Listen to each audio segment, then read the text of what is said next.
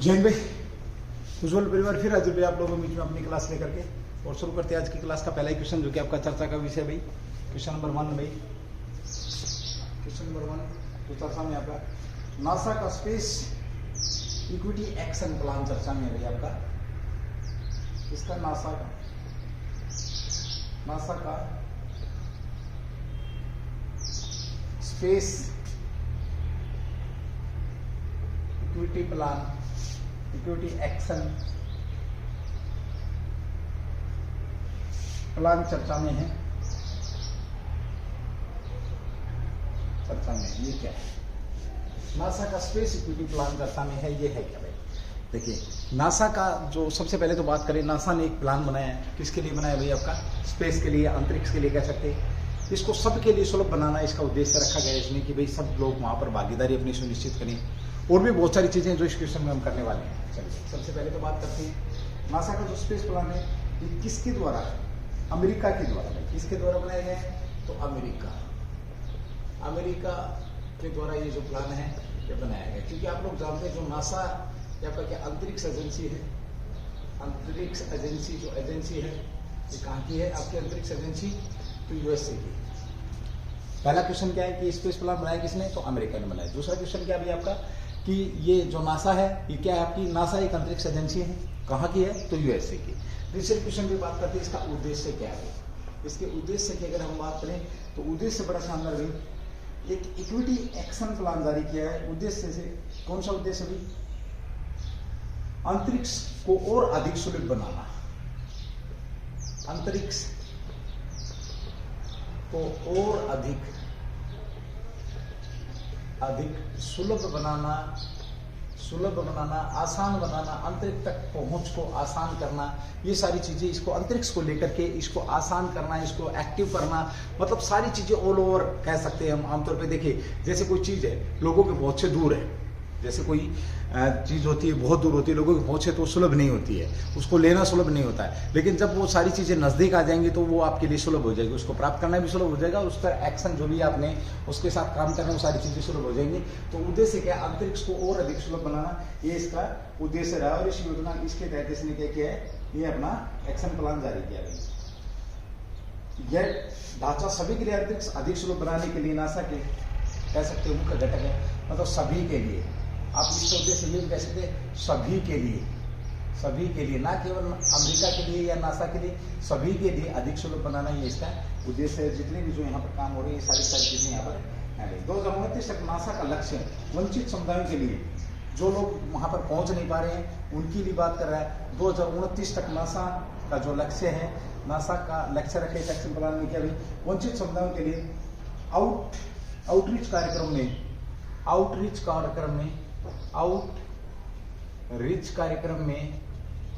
में यानी कि नासा से संबंधित जो कार्यक्रमों में 50% भागीदारी को बढ़ाना। अब कह सकते हैं कि वर्ल्ड के अंदर 6 एजेंसियां ऐसी हैं जिनका संबंध है, जो अपना अंतरिक्ष के अंदर सैटेलाइट छोड़ सकती हैं, जो कि मतलब एक किस्म से सक्षम कह सकते हैं, जिनमें भारत भी शामिल है। आपका बहुत सारी दुनिया जो अंतरिक्ष से कटी, उन सब के लिए सुलभ बनाने इसका क्या है उद्देश्य यहाँ पर रहा है। ठीक है, चलिए भाई दूसरी बात करते हैं। 2025 तक नासा के पृथ्वी विज्ञान डेटा का क्लाउड का पूर्ण स्थानांतरण पूरा हो जाएगा। यानी कि 2025 तक जो नासा का जो पृथ्वी का जो डाटा है, पृथ्वी का डाटा क्लाउड क्या हो जाएगा? पूरा हो जाएगा। ये भी आप लोगों को मालूम होना चाहिए। अब थोड़ी सी नासा की बात करते हैं। नासा की स्थापना अगर हम लेते हैं तो स्थापना की अगर हम बात करते हैं नासा की, तो ये 29 जुलाई नासा की अगर बात करें तो 29 जुलाई आपका 29 जुलाई 1958 के अंदर इसकी क्या की गई थी? स्थापना की गई थी। ये भी ध्यान रखिए।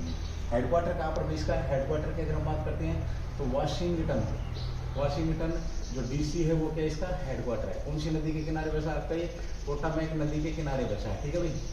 यूएसए की अगर हम बात करते हैं साथ में अगर यूएसए की बात करते हैं तो इसके जो राष्ट्रपति कौन है? जो बाइडेन साहब हैं क्या इसके राष्ट्रपति हैं, ये भी आपको पता है। उपराष्ट्रपति की बात करें तो भारतीय मूल की पहली महिला कमला हैरिस जो हैं ये क्या यहाँ की राष्ट्रपति हैं, ये भी ध्यान रखेंगे। ठीक है भाई। और दूसरी अगर हम बात करते हैं यहाँ पर भारतीय अंतरिक्ष एजेंसी की, तो भारत की अंतरिक्ष एजेंसी की अगर हम बात करते हैं, अंतरिक्ष एजेंसी कौन सी है? तो आपकी इसरो है। क्या भाई? आपकी इसरो भारत की अंतरिक्ष एजेंसी है।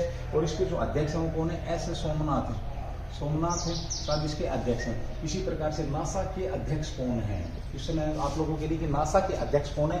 हमने बात करी इसरो के Indian space research organisation headquarter की बात करते हैं तो कहाँ पर आपका ये बेंगलुरु के अंदर है। हेडक्वार्टर की बात करें तो कहाँ पर आपका ये बेंगलुरु के अंदर है। 15 अगस्त 1969 में इसकी क्या हुई थी? स्थापना हुई थी। ये भी आपका शानदार क्वेश्चन यहाँ पर बन जाएगा। एस सोमनाथ साहब क्या भाई आपके यहाँ पर है फिलहाल हेड है किसके? नासा के भी। ठीक है, चलिए अगले क्वेश्चन की बात करते हैं। ये भी शानदार क्वेश्चन भाई, भारत का रियल टाइम लेन देन चर्चा में क्यों? क्वेश्चन नंबर 2 आपका, भारत का रियल टाइम लेन देन चर्चा में है क्यों भाई? रियल टाइम लेन देन की बात करते हैं तो चर्चा में है। चलो, रियल टाइम लेन देन की अगर हम बात करते हैं तो ये चर्चा में क्यों? भारत का रियल टाइम लेन देन, सबसे पहले तो रियल लेन देन की बात करें। जैसे हमने जेब से निकाल करके पैसा किसी को दिया और उससे लिया, ये क्या कहलाता है? आपका लेन देन कहलाता है। लेकिन यहाँ पर एक शब्द आया आपका लेन देन, कौन सा? Real time. यानी कि अब जो डिजिटल प्लेटफॉर्म के माध्यम से या सीधी सी बात करूं मैं यूपीआई के माध्यम से अगर हम लेन देन करते हैं उसको क्या बोलते हैं? रियल टाइम लेन देन। और अभी एसीआई की एक रिपोर्ट जारी हुई जिसके अंदर भारत ने बहुत शानदार अचीवमेंट किया। और ये जो रिपोर्ट है बड़ा शानदार क्वेश्चन भी आपका इंपॉर्टेंट क्वेश्चन रहेगा, ध्यान रखना इस बात का, क्योंकि ये पूछा जाएगा आपसे 2022 में किसी भी एग्जाम के अंदर भाई। ठीक है, तो हम कहाँ पर है? पहले नंबर पर पहुंच गए। चलिए, सबसे पहले भाई रियल टाइम लेन देन में पहले स्थान पर पहुंचा है। इस रिपोर्ट किसने, एक रिपोर्ट जारी करी है, रिपोर्ट किसने दी है? तो आपका ये है ACI world wide report. ACI world wide जो आपकी रिपोर्ट है, वर्ल्ड वाइड रिपोर्ट जारी हुई है। इस रिपोर्ट में क्या कहा है? भारत आपका रियल टाइम, जो आपका रियल टाइम लेन देन में प्रथम स्थान पर है। कौन से स्थान में है? प्रथम स्थान पर है भाई। यानी कि अब हम जो अपने ट्रांसफर कर रहे हैं, पैसे को ट्रांसफर कर रहे हैं, जैसे हम भीम ऐप से करते हैं, चाहे फोन पे से करें, चाहे गूगल पे से करें, किसी भी माध्यम से करें, हम जो रियल टाइम हम ट्रांसफर कर रहे हैं पैसा एक दूसरे खाते में, यानी कि एक दूसरे बैंक में हम पैसा ट्रांसफर कर रहे हैं, उस पैसे ट्रांसफर की बात यहाँ पर करते हैं। यानी कि मोबाइल के माध्यम से भी कह सकते हो, पैसा जो एक दूसरी जगह भेज रहे हैं वो रियल टाइम होता है। इसमें भारत ने वर्ल्ड के अंदर पहला स्थान हासिल किया। ये दिया किसने? एसीआई रिपोर्ट ने इस बात को माना भाई। भारत लेन देन मात्रा की अगर हम बात करें तो यूएसए आपका, यूएसए, ब्रिटेन आपका, कनाडा, जर्मनी और फ्रांस की संयुक्त मात्रा से फ्रांस जितना इन देशों में देखो, यूएसए, ब्रिटेन है आपका, यूएसए है, कनाडा है, जर्मनी है और फ्रांस है, जितना इन्होंने सबने मिलकर किया उससे 7 गुना हमने डिजिटल ट्रांसफर किया पैसा भी। हमने कितना गुना? 7 गुना अधिक है, जो कि कितना? 7.5 मिलियन है। 7 गुना अधिक हमने यहाँ पर किया है, जो है कितना? 7.5 बिलियन है। ये ध्यान रखेंगे भाई, कितना है? 7.5 बिलियन डॉलर का, बिलियन का हमने यहाँ पर लेन देन किया है, ये भी ध्यान रखेंगे। वास्तविक समय के भुगतान का व्यापक रूप से अपनाने की बचत, बहुत सारी चीजें यहाँ पर शामिल है भाई। अगर हम बात करें इसकी अगर हम बात करते हो कारण की, तो ये बढ़ा क्यों है? कारण क्या है भाई इसका? एक तो क्या है कि जो आपका जो यूपीआई है, कह सकते हैं उसको, यूपीआई के माध्यम से जो जितना भी लेन देन वो बड़ा आसान है। दूसरा ये कि कोविड-19 के चलते इसका क्या लेन देन बढ़ा है, और लगभग अगर हम बात करते हैं तो 70% से ऊपर भी पहुंच चुका है। ठीक है, चलिए कोविड-19 के यूपीआई सबसे पहले तो क्या देखो, कोविड-19 के कारण क्या हुआ है? ये लेन देन बढ़ा है, नंबर 1। दूसरा क्या है? जो क्यूआर कोड चले हैं, क्यूआर कोड की वजह से भी क्या ये लेन देन बढ़ा है आपका, ये भी ध्यान रखिए। क्यूआर कोड भुगतान और यूपीआई आधारित मोबाइल भुगतान है। दूसरा यूपीआई आधारित जो भी मोबाइल जो भुगतान है, इससे भी ये आपका लेन देन बढ़ा है। ये शानदार क्वेश्चन आप लोगों का यहाँ पर भी बन जाएगा भाई। इस 2 तरीके से ये बढ़ा है आपका भाई। नगद से डिजिटल रियल टाइम भुगतान की तरफ बढ़ रहे हैं हम, नगद कम कर रहे हैं अभी। और 2026 में ये जो लेन देन आपका 2026 तक की अगर मैं बात करूं तो 70% तक आपका ये क्रॉस कर जाएगा। यानी कि जो लेन देन रहेगा उसमें 70% तक हम क्रॉस कर जाएंगे। सीधी सी बात करें भाई जो रियल टाइम लेन देन है एशियाई वर्ल्ड रिपोर्ट आई है उसके अनुसार भारत पहले नंबर पर है। ब्रिटेन, रूस, फ्रांस, जर्मनी, कनाडा, इन सारों के मिलाकर के 20 से 7 गुना रियल हमने लेन देन किया है। कारण कोविड-19 है, दूसरा यूपीआई आधारित मोबाइल ऐप है, तीसरा क्या QR कोड है। इन सब के चलते यहाँ पर किसको जो नगद लेन देन होता है उसकी बजाय लोग किसको पसंद कर रहे हैं, इसको पसंद कर ले। मोबाइल ऐप के द्वारा बहुत सारा पैसा इधर उधर किया जा रहा है। दुनिया भर में 2021 में दुनिया भर की अगर बात नोट डाल के लिखेंगे वर्ल्ड के अंदर 2021 के अंदर कितना लेन देन हुआ है, ये तो आपका 118.3 बिलियन भाई, 3 बिलियन जो भुगतान है ये यहाँ पर किया गया है। ध्यान रखें जो सालाना आधार पर कितना 64.5% की वृद्धि की बात करें तो कितनी 64.5% वृद्धि हुई है और ये आंकड़ा क्रॉस किया गया। चलिए ये हो गया आपका बड़ा शानदार क्वेश्चन था रियल टाइम भुगतान को लेकर के। ये पूछेगा आप लोगों से और आपको सबसे पहले तो कि रिपोर्ट जारी किसने करी है, दूसरा ये पूछेगा आप लोगों से कि भाई इसमें पहले नंबर पर कौन है। तो पहले नंबर पर हमने चीन को भी पीछे छोड़ करके हमें आगे बढ़ गए भाई, ठीक है, रियल टाइम भुगतान। और अभी अगर थोड़ी सी बात करते हैं जिसकी यूपीआई की अगर हम बात करते हैं तो यूपीआई हमारा यूपीआई जो आपका यूनिफाइड पेमेंट है जो आपका जिसके माध्यम से हम तो विदेश के अंदर भी इसका यूपीआई का यूज किया जा रहा है। कहाँ पर किया जा रहा है भाई, यूपीआई की अगर मैं बात करता हूँ तो भीम ऐप का भी भूटान के अंदर है, उससे पहले सिंगापुर के अंदर था भी, ठीक है, भूटान, सिंगापुर और यूएई 3 देशों में इसका हो रहा है। चौथा इससे पहले यूपीआई किसने यूज किया था, तो यूपीआई नेपाल ने भी, तो यानी कि 4-5 देश ऐसे हो चुके हैं जो हमारे यूपीआई को यूज कर रहे हैं। तो हमारा पेमेंट मेथड है और यूपीआई की अगर हम बात करें तो बनाया किसने है, तो आपका नेशनल पेमेंट जो आपका corporation of India, national payment corporation of India के द्वारा इसको बनाया गया है। ध्यान रखेंगे नेशनल पेमेंट NPCI के द्वारा इसको बनाया गया है। NPCI ये क्वेश्चन आपका NPCI की स्थापना कब की गई और इस देख कौन करता है ये भी ध्यान रखेंगे। NPCI या सीधा अगर हम बात करें तो पैसे से भी लेन देन इसका भी, पैसे का लेन देन भारत के अंदर कौन देखता है आपको पता है, रिजर्व बैंक ऑफ इंडिया देखता है, ये भी आप लोगों को पता है। पैसे मुद्रा से संबंधित सारी चीजें किसकी जिम्मेवारी है, रिजर्व बैंक ऑफ इंडिया की है, ठीक है भाई। तो हम कह सकते हैं national payment corporation of India ने इसको यूपीआई को बनाया। यूपीआई को कब इजाद किया, कब बनाया, और इसी यूपीआई ने अब कमाल किया और कमाल करके हम दुनिया के पहले नंबर पर हैं कि डिजिटल लेन देन में हम क्या कर रहे हैं, अपना उसका ज्यादा से ज्यादा यूज कर रहे हैं। और हमारी यूपीआई नेपाल के अंदर है, भूटान के अंदर है, और कह सकते हैं नेपाल, भूटान, साथ में नेपाल, भूटान, सिंगापुर में भी हमारी यूपीआई यूज हो रही है। और कहाँ पर यूज करें भाई हमारी यूपीआई को, हम यूएई, और अभी हाल ही में यूएई भी इस चर्चा का विषय रहा है। अभी आपका है बैटरी पासपोर्ट चर्चा में है, ये क्या है क्वेश्चन नंबर 3 है आपका आज का, बैटरी पासपोर्ट चर्चा में है, पासपोर्ट चर्चा में है।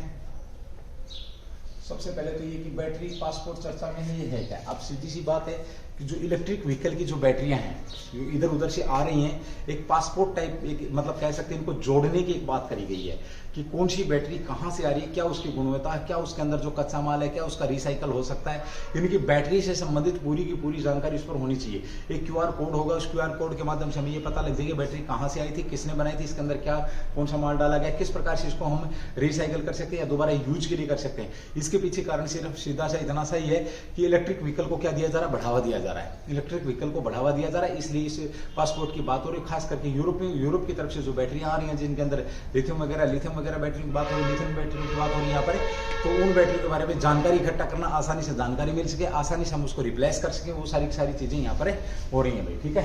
चलिए यहाँ पर हम बात करते हैं बैटरी पासपोर्ट की। अगर हम बात करते हैं तो जर्मनी के जो मंत्री हैं रॉबर्ट हैक ने घोषणा की, किसके द्वारा भाई, रॉबर्ट हैक ने घोषणा करी अभी हाल ही में। हैबेक नाम का इनका, रॉबर्ट हैबेक, और कहाँ से संबंध रखते हैं आपके, ये जर्मनी के हैं भाई, जर्मन है ये व्यक्ति। उन्होंने घोषणा की मोटर वाहन उद्योग में कंपनियों के समूह द्वारा पासपोर्ट विकसित करने की योजना है। ये क्या करेंगे, जितने भी लोग जो मोटर वाहन वाले हैं, मोटर वाहन बैटरी वाले हैं, वो क्या करेंगे, पासपोर्ट बनाएंगे। जिस प्रकार से व्यक्तियों का पासपोर्ट होता है उसी प्रकार से बैटरियों का पासपोर्ट होगा। जिस प्रकार से पासपोर्ट के अंदर ये जानकारी होती है कि व्यक्ति कहाँ से संबंध रखता है, कौन से देश से संबंध रखता है, तो उसी प्रकार से बैटरी के बारे में भी जानकारी होगी। सीधी सी फंडे की बात है ये भाई, ठीक है। अब पासपोर्ट क्या करता है, एक देश से दूसरे देश में जाने के लिए पासपोर्ट भेजने की आपको आवश्यकता होती है। उसी तरीके से ये बोला कि बैटरी को आयात निर्यात करने के लिए भी एक पासपोर्ट होना चाहिए। इसकी घोषणा रॉबर्ट हैक ने करी है, जो जर्मनी के रहने वाले हैं, ये चर्चा में बना हुआ है। जो यूरोपीय बैटरी के पर्यावरण प्रभाव का पता लगेगा। इससे लगेगा होगा क्या, उद्देश्य मेन उद्देश्य की बात करें तो उन बैटरियों से पर्यावरण पर कितना प्रभाव पड़ता है, ये भी बात आप समझ सकते हैं। तो यूरोपियन जो बैटरी है, यूरोपियन बैटरी के पर्यावरणीय प्रभाव का पता लगेगा। सीधा सा क्वेश्चन लग देगा कि बैटरी के पर्यावरण का प्रभाव का पता लगाने के लिए हाल ही में कौन सी चर्चा का विषय रहा था, तो बैटरी का पासपोर्ट। अब बैटरी, इलेक्ट्रिक बैटरी को बढ़ावा दिया ही क्यों गया था, क्योंकि पर्यावरण को ही बचाने के लिए, तो कार्बन कह सकते हैं, कार्बन का उत्सर्जन कम से कम करने के लिए ही तो बैटरियों का यहाँ पर बढ़ावा दिया गया था भाई, इलेक्ट्रिक व्हीकल को बढ़ावा दिया गया था। ध्यान रखेंगे भारत के अंदर सबसे पहले इलेक्ट्रिक, अगर मैं यहाँ पर एक बात करता हूँ, चलो पहले इसकी बात कर लेते हैं, हम बैटरियों की बात करते हैं, ठीक है। फिर उसके बाद एक क्वेश्चन बड़ा शानदार मेरे को इस बेस पर ध्यान आया भाई। चलिए अगली बात करते हैं, ये यूरोपियन संघ के नियमों के तहत अनिवार्य हो सकता है। अब इसमें क्या बोला गया है, जो आपका यूरोपियन संघ है, ईयू है, यूरोपियन यूनियन है, इसके जो नियम बनाए गए यूरोप नियम जो हैं, इसके नियम, व्यापार के जो नियम, आपको पता है ईयू क्या आपका नियम बनाता है, किसके व्यापार के नियम बनाता है, 27 देशों का समूह, ये भी आप लोग जानते हैं, ठीक है। इसमें ये नियम अनिवार्य नियम क्या है, कंपलसरी हो सकता है कि बैटरी का पासपोर्ट हो ही हो, ठीक है। चलिए अगली अब हम बात करते हैं थोड़ी सी, जब इलेक्ट्रिक व्हीकल की बात आ रही है तो यहीं पर भारत की बात करते हैं थोड़ी सी। भारत के अंदर पहली इलेक्ट्रिक बस कहाँ पर चली, भारत में ही पहली जो इलेक्ट्रिक बस है कहाँ पर चली, आपकी दिल्ली के अंदर चली है, दिल्ली के अंदर पहला क्वेश्चन। दूसरा क्वेश्चन आ जाता है, भारत में 100% डिजिटल बस कहाँ पर चली है भाई, डिजिटल बस कहाँ पर चली है, तो ये आपकी मुंबई के अंदर चली। कहाँ पर चली है, मुंबई के अंदर। इस डिजिटल बस में क्या होगा, पूरा का पूरा डिजिटलाइजेशन किया गया, यानी कि आपका टिकट भी डिजिटल के माध्यम से होगा। और हम यहाँ पर भारत की बात करते, पहली दिल्ली के अंदर चली थी, जो आपकी भारत की पहली जो इलेक्ट्रिक बस की बात करते हैं, ठीक है। सबसे बड़ा चार्जिंग स्टेशन आपका गुरुग्राम के अंदर बनाया था, इलेक्ट्रिक व्हीकलों के लिए। कहाँ पर बनाया था, गुरुग्राम के अंदर बनाया गया था। और देश का सबसे पहला बम्बई के अंदर बनाया गया था, जो बड़ा था भाई। बाद में गुरुग्राम के अंदर जो 100 चार्जिंग पॉइंट बनाए गए थे, ठीक है। तो इलेक्ट्रिक व्हीकल को बढ़ावा दिया जा रहा है, ये भी ध्यान रखेंगे। और इसलिए ये बात आपको बड़ी अच्छी ध्यान में रखने वाली बात है, क्योंकि इसका संबंध किससे, जलवायु से। एक हाइड्रोजन जो आपका ग्रीन ऊर्जा को लेकर के एक पेट्रोल पंप का, हाइड्रोजन ग्रीन ऊर्जा को लेकर के एक पेट्रोल पंप लगाया गया है। ये इकाई स्थापित की गई है देश के अंदर। कहाँ पर ये इकाई स्थापित की गई है, ये क्वेश्चन मोस्ट इंपोर्टेंट क्वेश्चन आपका हो सकता है किसी एग्जाम में पूछा जाएगा आप लोगों से, ठीक है। चलिए अब बात करते हैं, दूसरी बात करते हैं, मतलब ये समझ में आ गया, एक बार रिवाइज करा था। देखिए रॉबर्ट हैक ने कहा कि जो कि जर्मनी के रहने वाले, उन्होंने बोला बैटरी का पासपोर्ट होना चाहिए। बैटरी के ऊपर क्या होना चाहिए, बैटरी के ऊपर एक QR कोड होना चाहिए, जिससे क्या पता लग जाए हमारे बैटरी किस प्रकार से, खास तौर पे यूरोप की जो बैटरी है वो पर्यावरण के ऊपर किस प्रकार से प्रभाव डालनी है, ये भी आपके बीच में रहेगा। यूरोपियन बैटरी का पर्यावरण प्रभाव के लिए, ठीक है। QR कोड होगा, उसके बारे में सारी जानकारी होगी। पासपोर्ट टाइप में होगा वो आपका, जिस प्रकार से पासपोर्ट से सारी जानकारी हासिल होती है, उसी प्रकार से ये भी आपकी जानकारी हासिल होती है। उन्होंने क्या बोला कि EU जो आपका यूरोपियन यूनियन है, ये इसके नियम में भी ये आवश्यक नियम यहाँ पर बनाया गया। फिर बाद में बात करेंगे भारत में जो पहले आपका इलेक्ट्रिक बस की बात करते हैं, तो कहाँ पर चलाई गई, दिल्ली के अंदर भारत में। दूसरी डिजिटल बस की, जब बस की बात है तो मैंने डिजिटल बस भी पूछ लिया आप लोगों से। चलो ऐप का संबंध भी किससे, तो इसी से। चलो ऐप का संबंध भी कहाँ से, इसी से। गुरुग्राम के अंदर आपका सबसे बड़ा चार्जिंग स्टेशन लगाया था इलेक्ट्रिक व्हीकल के लिए, चार्जिंग स्टेशन। और पहला कहाँ लगाया गया था, आपका मुंबई के अंदर लगाए गए थे। ये भी आप लोग ध्यान रखेंगे, बड़ा शानदार क्वेश्चन है। अब इसकी बात करते हैं, थोड़ी सी EU की बात करते हैं। तो ये क्या है, व्यापारिक संगठन है भाई,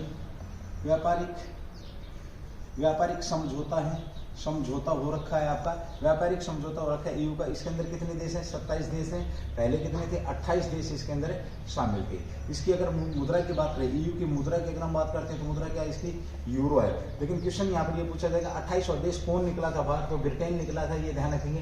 ब्रिटेन ने इसकी सदस्यता कब जाएगी, यूरोपियन यूनियन की सदस्यता कब जाएगी, तो 2020 में भी। 2020 में यूरोप ने, जो ब्रिटेन ने 2020 में इसकी क्या सदस्यता को त्याग दिया। आपका कब त्याग, इसने 1 जनवरी 2020 को भाई। कब की बात नहीं है आपकी, 1 जनवरी 2020 को।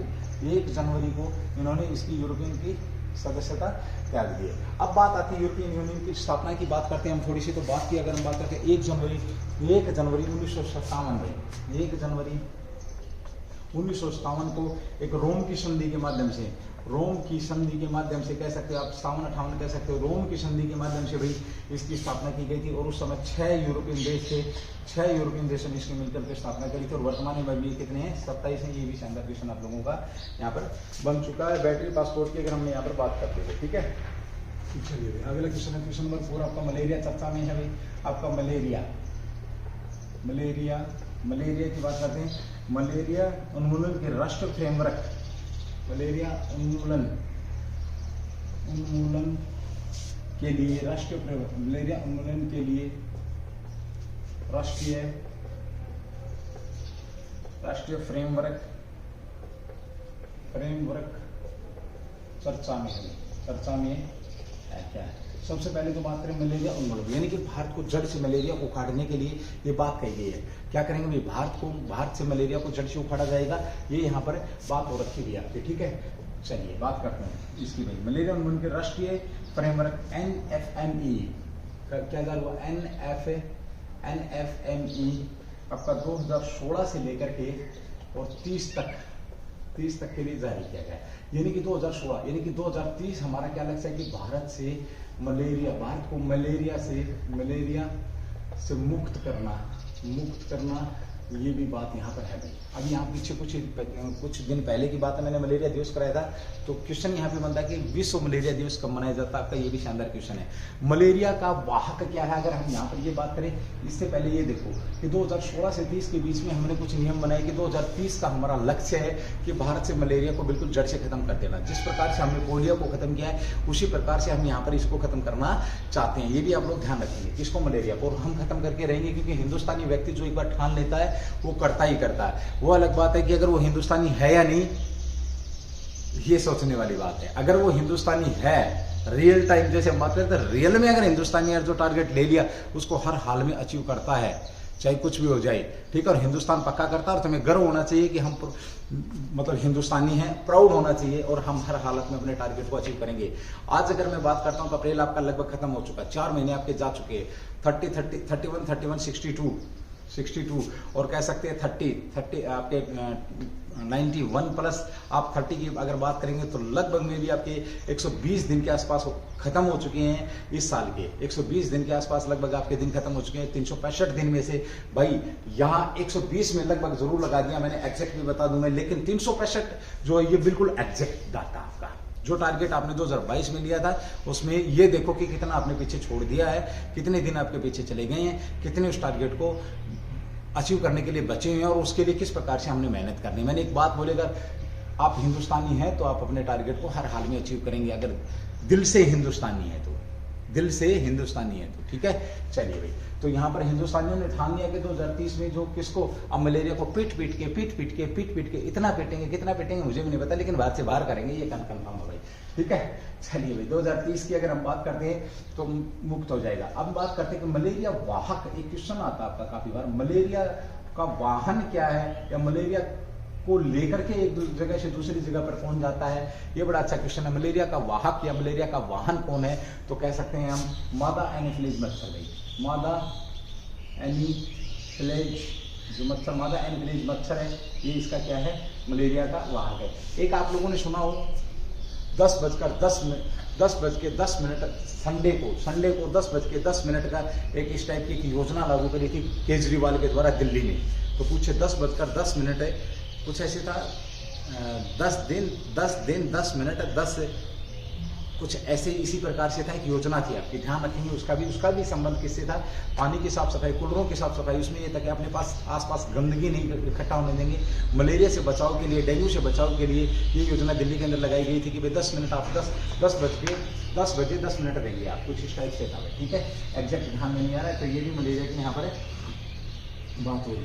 चलिए अगली बात करते हैं, इसके चरण बनाए गए थे, रोड मैप तैयार किया गया था कि 2030 तक किस प्रकार से हम यहाँ पर करेंगे। तो अब इस फ्रेमवर्क पर काम हो रहा है भैया आपका, अब इस फ्रेमवर्क पर क्या हो रहा है, आपका काम हो रहा है। 2022 इसकी श्रेणियाँ थी, एनएफएम को क्या श्रेणियों में बांटा गया है। तो इसमें फर्स्ट श्रेणी की अगर हम बात करते हैं तो 2022 तक सभी निम्न श्रेणी 1, पहली श्रेणी कह सकते हो 1, और 2000 मध्यम श्रेणी के केंद्र शासित प्रदेश और राज्य में मलेरिया का उन्मूलन, और दूसरे में क्या है, केंद्र शासित प्रदेश और यूपी के अंदर क्या राज्यों का उन्मूलन, ये भी ध्यान आप लोग ध्यान रखेंगे।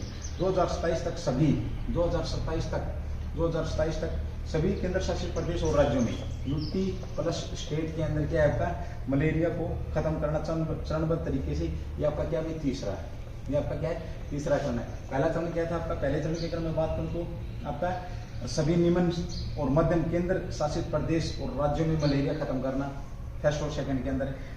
उसके बाद क्या था भाई आपका 2024 तक 31 राज्य और केंद्र शासित प्रदेशों में मलेरिया को समाप्त करना, ये नहीं था। बीच में भी आपका 2024 तक 1000 पर एक ही व्यक्ति मलेरिया का होना चाहिए, ये कुछ इस टाइप से बात थी भाई, ठीक है। मामले से कम करना और 31 राज्यों से समाप्त करना भी, ठीक है। घटनाओं मलेरिया घटनाओं को कम करना एक से भी। 27 में ये आपका हो ही चुका है। 30 तक ये बिल्कुल 100% यहाँ पर इसको क्या किया जाता है, खत्म किया जाता है। प्लामोज कह सकते हैं आप इसको, इसकी खत्म की अगर हम बात करते हैं तो 2030 को आपका ये मलेरिया खत्म हो जाएगा। बस इतना से कि भारत का मलेरिया उन्मूलन का लक्ष्य कब रखा गया है, तो ये भी यहाँ पर क्वेश्चन बनता है। दूसरा क्वेश्चन बनता है कि हरियाणा के अंदर हर घर जल की व्यवस्था की गई थी, कब तक उसका लक्ष्य था। उसी के साथ बात करते हैं कि भारत का हर घर जल का लक्ष्य रखा, क्योंकि जल भी बड़ा मैटर कर रहा है, जल से मलेरिया निकलता है, ये भी ध्यान आप लोग रखेंगे, ठीक है। मच्छर से ये बीमारी फैलती है, मच्छर से आपका डेंगू फैलता है, और भी बहुत सारी चीजें जो आपकी मच्छर कर सकते हैं, ठीक है। लेकिन यहाँ पर हम खाने किसकी बात करें, मलेरिया की बात करें भाई, ये भी आपको ध्यान रखेंगे। 2030 की बात करते हैं, सस्टेनेबल जो डेवलपमेंट विकास है, जिसके अंदर हमने कितने गोल आप सस्टेनेबल सतत विकास की अगर हम बात करते हैं, सतत विकास की अगर हम बात करते हैं तो उसका लक्ष्य भी क्या आपका 2030 तक है। और इसके अंदर हमने कितने गोल कर रखे हैं, 17 गोल इसके अंदर हमने बना रखे हैं। उन गोलों में भी उनको भी हमने अचीव करना कब, उन 17 गोलों को भी अचीव करना 2030 तक। सस्टेनेबल डेवलपमेंट जो आपका है वो भी यहाँ पर आपका चर्चा का विषय बना हुआ है, ठीक है। चलिए अगली बात करते हैं, क्वेश्चन बड़ा शानदार है, ये भी आपका चर्चा में है। एक बार रफ करूंगा, उसके बाद आगे बढ़ेंगे।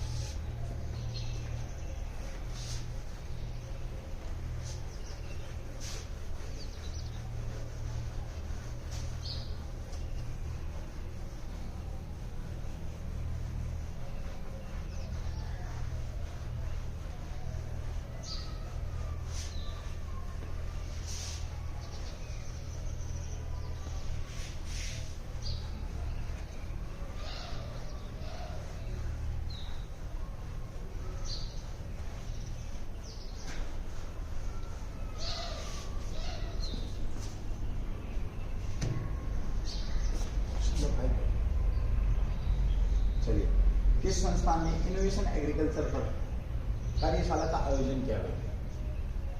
इनोवेशन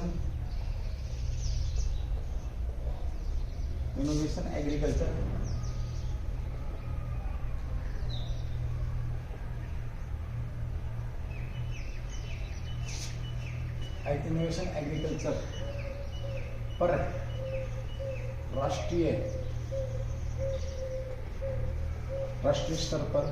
राष्ट्रीय स्तर की क्या कह सकते हैं, राष्ट्रीय स्तर की कार्यशाला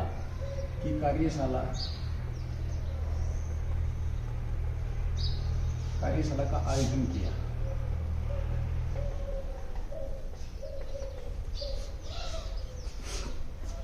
चलिए सीधी सी बात करते हैं, इनोवेशन एग्रीकल्चर यानी कि कृषि के ऊपर कुछ नया करना में, कृषि के ऊपर नया करने के लिए राष्ट्रीय स्तर की कार्यशाला का आयोजन किया गया। कहाँ पर किया गया, यानी कि किसानों को कुछ सिखाया जाएगा, किसानों को कुछ बताया जाएगा कि किस प्रकार से नया करें, या ये कह सकते हैं किसानों के लिए मैसेज, किसानों की हेल्प करने के लिए एक इनोवेशन यानी कि नवाचार, राष्ट्रीय स्तर की नवाचार। इस कार्यशाला का आयोजन कहाँ पर किया गया है, ये बड़ा शानदार क्वेश्चन है। सबसे पहले तो ये किया किसने, तो किस संस्था की बात करते हैं, तो नीति आयोग ने। किसने किया, आपका ये नीति आयोग के द्वारा इसका किया गया है। नीति आयोग, आपको पता है नीति आयोग क्या भाई, आपका आप तो अच्छे से जानते हैं। नीति आयोग की अगर हम बात करते हैं तो सरकार का थिंक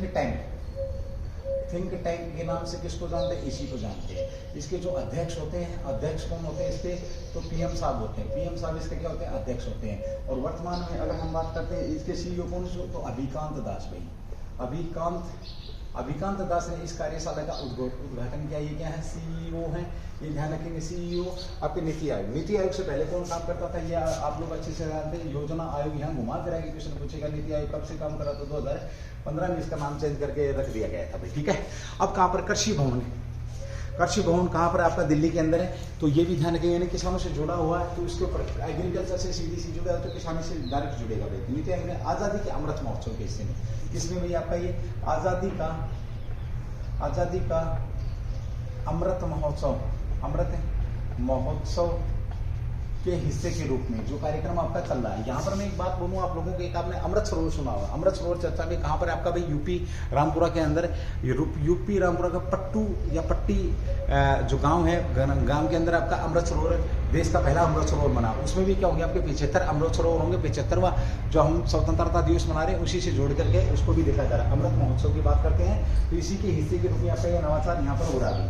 भवन कहाँ पर बनाया जा रहा है, तो रूप से विज्ञान भवन की अगर हम बात करते हैं तो ये विज्ञान भवन कहाँ पर आपका नई दिल्ली के अंदर, नई दिल्ली में अगर दिल्ली की बात करते हैं कहाँ पर आपका ये विज्ञान भवन दिल्ली में कहाँ पर आपका ये रेलवे भवन के सामने विज्ञान भवन है आपका, ठीक है। ये ध्यान रखिए, विज्ञान भवन के आसपास, रेलवे भवन के आसपास कह सकते हो आप इसको, पीएमओ के आसपास कह, साउथ ब्लॉक नॉर्थ ब्लॉक के साथ कह सकते हो आपको, इसी विजय चौक के आसपास कह सकते हो आप इसका।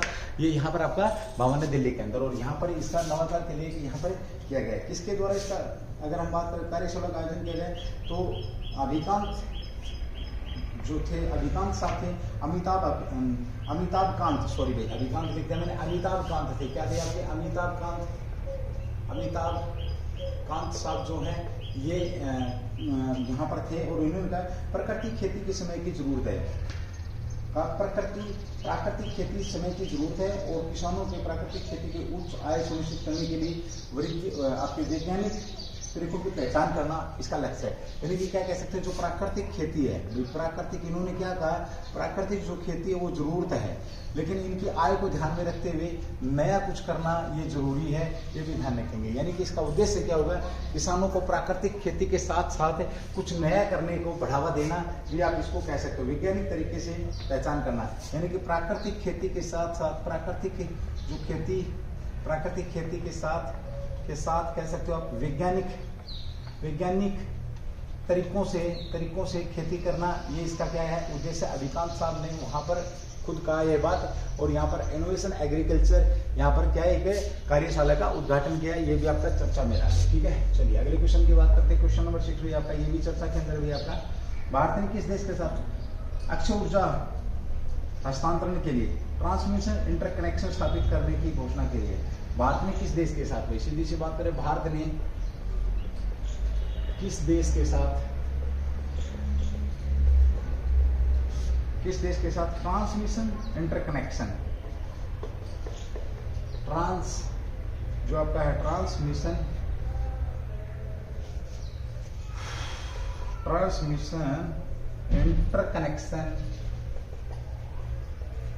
इंटरकनेक्शन स्थापित करने की घोषणा करिए, स्थापित करने की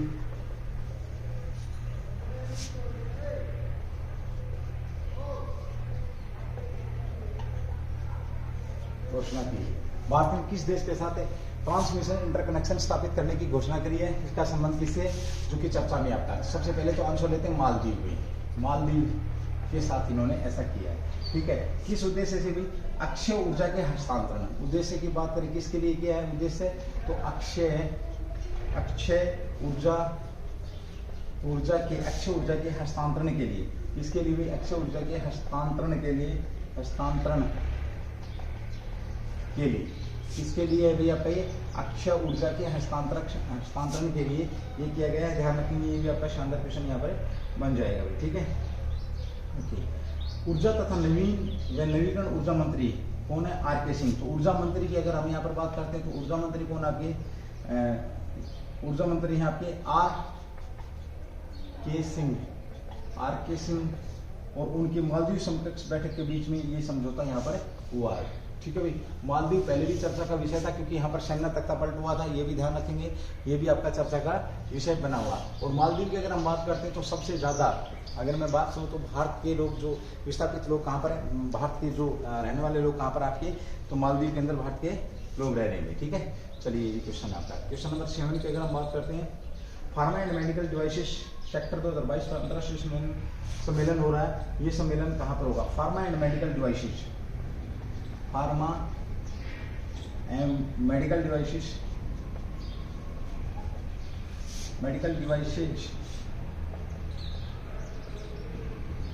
devices, permanent medical devices sector 2022 पर अंतर्राष्ट्रीय सम्मेलन हो रहा है।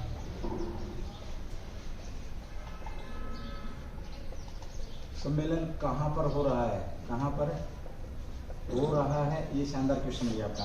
तो कहाँ पर हो रहा है आपका, ये नई दिल्ली के अंदर हो रहा है, ये भी ध्यान रखेंगे। कहाँ पर हो रहा है आपका, नई दिल्ली के अंदर हो रहा है। ठीक है, कल परसों एक स्टूडेंट, बड़े ब्रिलियंट स्टूडेंट था भाई, बहुत शानदार क्वेश्चन पूछा था, सर दिल्ली से नई दिल्ली को कब बनाया गया था, तो 1931 के अंदर हुई। जवाब भी उसी खुद स्टूडेंट ने दिया था, 1931। शानदार जवाब था, दिल्ली से नई दिल्ली कब बनी थी, 1931। दिल्ली की अगर हम थोड़ी सी बात करते हैं तो राजधानी कब बनी थी, घोषणा 1911 में हुई है, राजधानी 1912 में बनी है।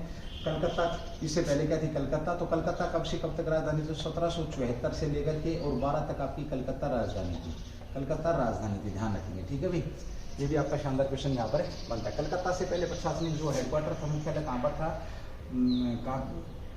कहाँ पे था अपना, तो ये भी आप लोगों के लिए क्वेश्चन बनता है। शोर से मुंबई, मुंबई से कलकत्ता, किस प्रकार से ये लोग घूमते हुए यहाँ तक पहुँचे, ये आपका ध्यान रखेंगे। ये भी क्वेश्चन आप लोगों का अच्छा बन जाता है। ठीक है, चलिए।